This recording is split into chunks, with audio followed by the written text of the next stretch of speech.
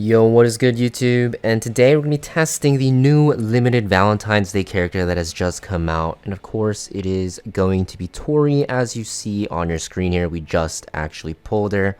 And this is the build that I'm currently running on her. Now, I'm not going to say that my build's the best, but I do think you do want to do something similar to this. I think Lifesteal works very, very well with her passive, which will actually make it so that she can't suffer more than 51% of her max health in one turn, unless it's like a fixed like after effect damage, you know what I'm talking about, like Rimuru and stuff like that, or like Rocket Punch Gauntlet or 3F.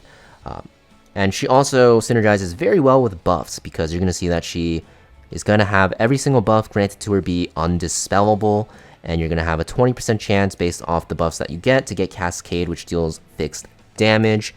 I don't know if she'll be like super strong. I actually haven't tested her out yet, but she looks okay as a soul damage dealer. She has an attack buff and a speed buff for all her allies, which is very nice. And she actually has an effect where you can soul burn for free if you have Cascade.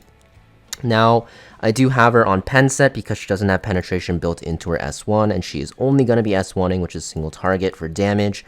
And I also have her on lifesteal set because she is one of those characters with this damage limit effect on her passive, so having lifesteal will make her very, very good.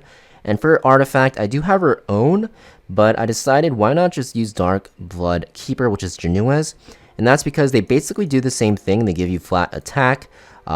This one having higher potential will give you more, but honestly, not that much more, right? It's going to be like a 5% difference, which doesn't matter. But I think the barrier that you get from the Dark Blood Keeper is going to be a lot better. With her own artifact, you only get it once per battle at the start of battle for a bigger barrier.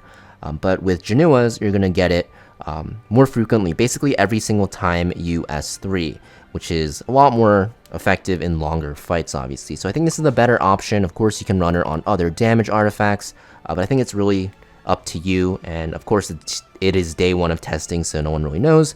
So let's actually test her out in some arena very quickly. And here we have her. We're going to be testing her out against this team on the right here. I do have her paired with the newly buffed Adventure Ross because he has the, what's it called, defense break and also the defense buff and a barrier for her as well.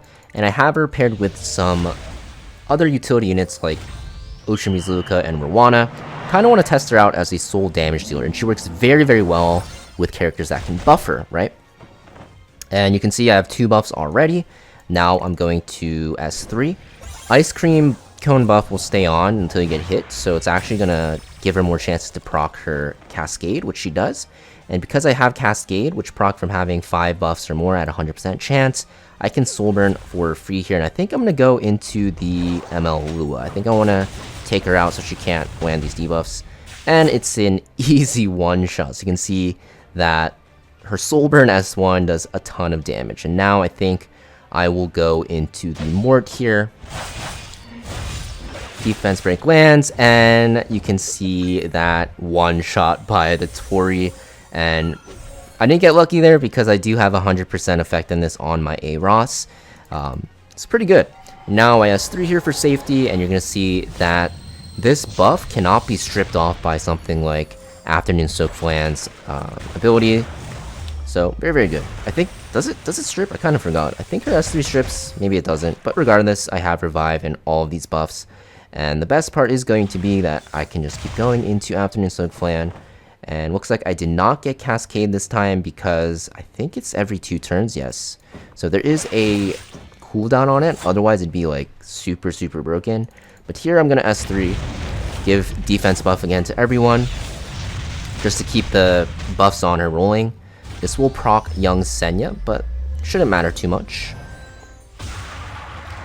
because we have that damage limit and we have a ton of buffs. And here we go. I think I just S1 here. And then what I'll do is I will soul burn S1 the young Senya. Hopefully do a lot of damage. Shouldn't do a lot. I still have attack buff. And I have Cascade, of course. And then I can just S1 again. And we'll just whittle this character down. So you can kind of see this is pretty much already won.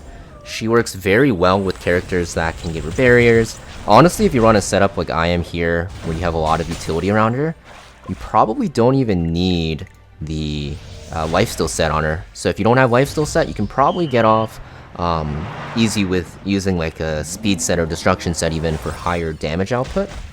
But I have her on lifesteal just for safety reasons. And even though this is getting drawn out because, yeah, it's a tanky team, you can see that she does a lot of work. This does not matter. And we will just dual attack into this. Does kill. And of course, you just S3, gives you that extra turn. I think this gives the barrier again with her artifact, right? Yeah, so I think Janua's artifact is just going to be way better than her own. And then we S1. So many buffs. We have Cascade as well. So free Soulburn and easy peasy lemon squeezy. And here we're gonna test her into another team. A very annoying team because of her Seti, but I'm gonna bring her with young Senya and an Earth unit in the front.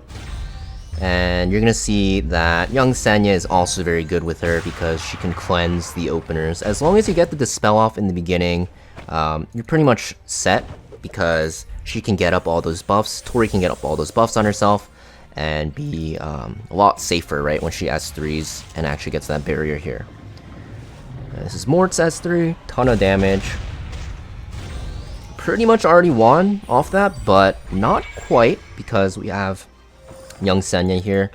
And then I'll S3. And you can see, even though she's like more of a support role here with her buffs, because she does give attack and speed buff, which is very strong, she's still very powerful, because in this situation I can still one-shot the ML Senya before she gets her S3 off here. Yep. Even if that did not solo kill, that would have done enough with the Cascade. And now I just Soulburn the S2 into Mort. Kind of seems more like a young Senya showcase, but you can see that you can pretty much slaughter into a ton of teams. I think you definitely want her with their Dispeller though, because of how many debuffs exist. Because, you know, with Adventurer Ross as well, when she gets this immunity, I guess it doesn't matter because she is unable to get these dispelled, but the immunity being unable to be dispelled is like super powerful because it stops enemy characters that can dispel, like ML Luna. I know it's a lot that I'm saying, but having this immunity buff from Adventurer Ross on her makes her super annoying to deal with, because she just has no way to be stopped, right? She has all these buffs up, you can't ever get off, and also you can't ever debuff her because the immunity is undispellable. So anything with immunity seems very powerful with her, and I think Adventurer Ross is by far the best character to work with her because of his barrier as well. And I just lagged there actually because of the reset happening, the daily reset. And that's why you saw the little prism pop up, but I'm not going to showcase her too much right now because she literally just came out like 30 minutes before this recording, and I'm not too sure this is the best way to build her. This is just day one of testing her, so once I do finalize some things, I'll probably showcase her again. But she does look pretty powerful, especially with the newly buffed Adventurer Ross. Literally compare her with Adventurer Ross and whatever you know, Dispel character you have. Ocean Breeze Luca works, Young Senya works with another Earth unit in the front. Even Meteor Carrick might be fine because of the immunity buff, but not really needed because of Adventurer Ross and because she has an attack buff in herself. But definitely these two synergize Adventurer Ross and her very well because of his runes, right? As you guys know, he has this barrier that he can give her, which got buffed now to work on AoE as well, which synergizes with her passive. He also has immunity that he gives with his S2, which is extremely powerful as well. I don't know where it's listed. Grant immunity to the caster and the ally with the highest attack, so very good with her. Immunity is extremely broken on her, and of course the defense break is insane because she hits extremely hard as well. But yeah, Tori, guys, I think she's definitely a fun character. Gonna test her out a bit, but from first impressions, just by testing her out in Arena, as you guys probably saw, she has potential for a lot of damage, and she's very fun to play around, right? I'm a big fan of just like protect the carry team compositions, and she seems to be one of the best characters for that right now, and it's just very fun to play with. And if you do get immunity on her, she's pretty much unstoppable, and she has some utility as well, so you can build around her with some other characters as well because of her attack and speed buff, which are two really powerful buffs. But yeah, let me know in the comments down below what you guys think about her and what you guys have her built on. I think she's very fun and very good.